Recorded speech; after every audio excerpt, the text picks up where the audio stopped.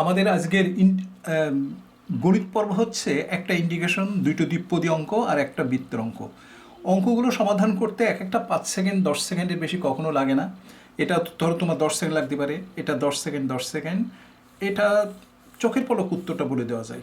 তো এই ধারার গণিতগুলো শেখার জন্য অবশ্যই আমাদের আগ্রহ থাকতে হবে, ইচ্ছা থাকতে হবে।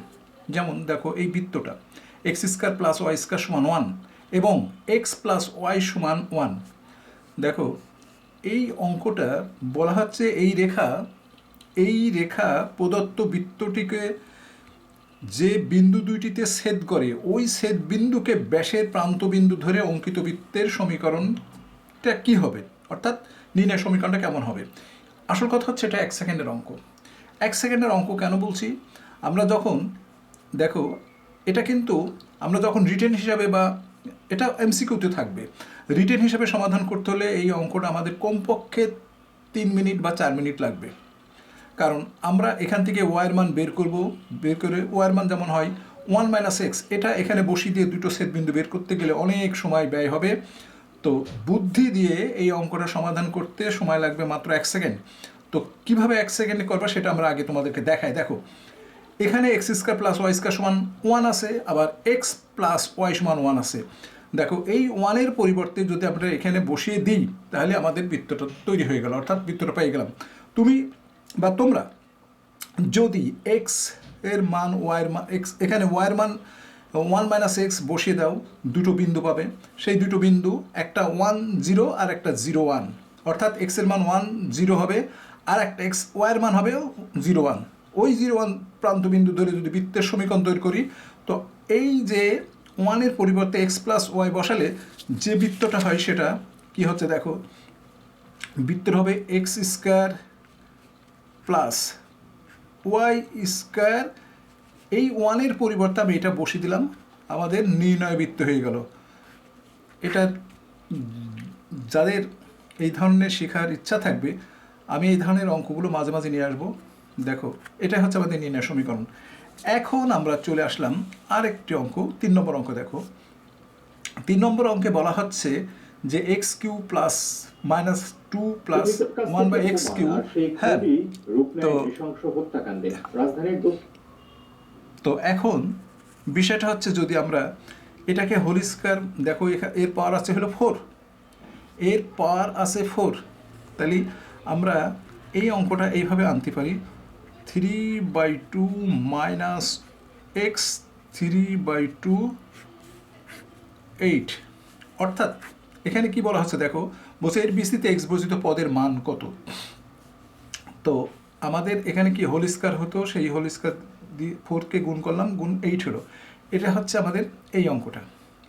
তো এই অঙ্কটা যখন এইরকম অবস্থায় থাকবে, তো বলছে যে x বর্জিত পদের মান, তাহলে এখানে পদ সংখ্যা আছে কয়টা, এখানে পদ সংখ্যা আছে 9টা, কারণ পাওয়ার যত থাকে তার সাথে এক বেশি থাকে। তাহলে পঞ্চম পদ হচ্ছে আমাদের নির্ণয়ে মানে এক্স বর্জিত পদ। তো পঞ্চম পদ আমাদের বের করতে হলে কী করতে হয়, 8c, এই 4কে 2 দিয়ে ভাগ করলে কী হয়, দেখো এটা হচ্ছে আমাদের এক্স বর্জিত পদের মান।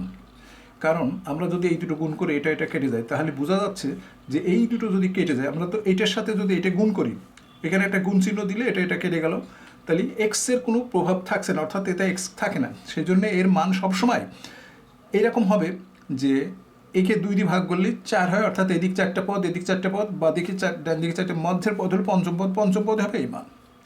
তো পঞ্চম পদ বের করার তো নিয়মটা অবশ্যই তোমরা জানো। এরপর চলে আসলাম, দেখো এরপর চলে আসলাম আরেকটি অঙ্ক।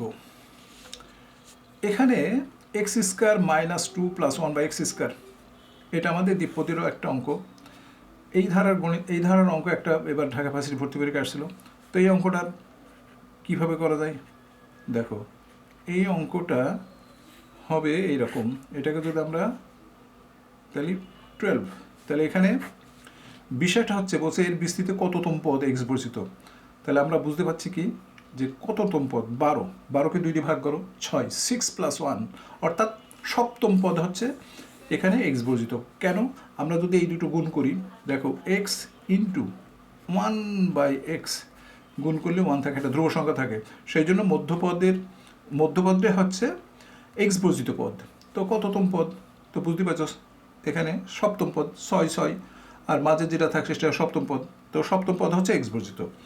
এরপর আমরা চলে আসলাম পরের অঙ্কটা। দেখো আগের অঙ্কটা যদি আমরা করি, দেখো এই অঙ্কটা, এটা 3 সেকেন্ডের একটা অঙ্ক। আমরা যদি মানে আমাদের ভিতরে যদি আমরা যদি জানি যে এই ধরনের গণিতগুলো মানে বড় করে করতে গেলে তো 2 মিনিট 3 মিনিট লেগে যাবে। সহজ করে করতে হলে নিয়মটাকে দেখো, আমরা একটা নিয়ম তোমাদের দেখাই। এখন দেখো এক্স স্কোয়ার, এটাকে যদি আমরা ইন্টিগ্রেশন করি কি পাচ্ছি? এক্স কিউ বাই 3, অর্থাৎ এটা যদি এক্স স্কোয়ার হতো তাহলে তার ইন্টিগ্রেশন আসতো এইটে। আবার যদি এইটাকে ডিফারেন্সিয়েশন করি তাহলে কি হয়? দেখো 1/3 এক্স স্কোয়ারকে ডিফারেন্স করলে 3x স্কোয়ার, তাহলে 3 কেটে গেল, আমরা এক্স স্কোয়ারটা পেয়ে যাচ্ছি। ঠিক এই অঙ্কটাও ওইভাবে করতে হবে। এইটাকে ডিফারেন্সিয়েশন করো, এটা ডিফারেন্সিয়েশন করলে এফ এর মান পেয়ে যাবে। তো এটাকে ডিফারেন্সিয়েশন করলে কী হয় দেখো, যেহেতু ইন্টিগ্রেশন ফর্মটাকে আমার এটা তো ইন্টিগ্রেশন করা হয়েছে, সেই জন্য ইন্টিগ্রেশন ফর্মটাকে ডিফারেন্সিয়েশন করতে হবে। যেমন এক্স স্কোয়ারকে ইন্টিগ্রেশন করলে x³/3 হয়েছে, আবার এটাকে ডিফাইন করলে পিরিয়ডটা পিরিয়ড হয়েছে। ঠিক এইটাকে ডিফাইন করলে এফ এর মান আমরা পাবো। তাহলে দেখো এক লন এক্স, তো ডিফারেন্সিয়েশন করলে কী হয়? e⁻x রেখে দিলাম, লনকে ডিফাইন করলাম 1/x, আবার লন এক্স রেখে দিলাম, দেখো লন এক্স রেখে দিলাম, e⁻x কে ডিফাইন করলাম, e⁻x হয়ে গেল। তাহলে এখন আমাদের এটার মান আসছে হলো, দেখো লন এক্স, e⁻xটা প্রথমে নিলাম, তারপরে plus e⁻x plus x plus C, অর্থাৎ এইটাকে ইন্টিগ্রেশন করলে যেটা পাবো সেটা হচ্ছে এইটা, অর্থাৎ আবার এইটাকে ডিফাইন করলে যেটা পাবো সেটা হচ্ছে এফ এর মান। তো এখানে এফ এর মান আসলো কি?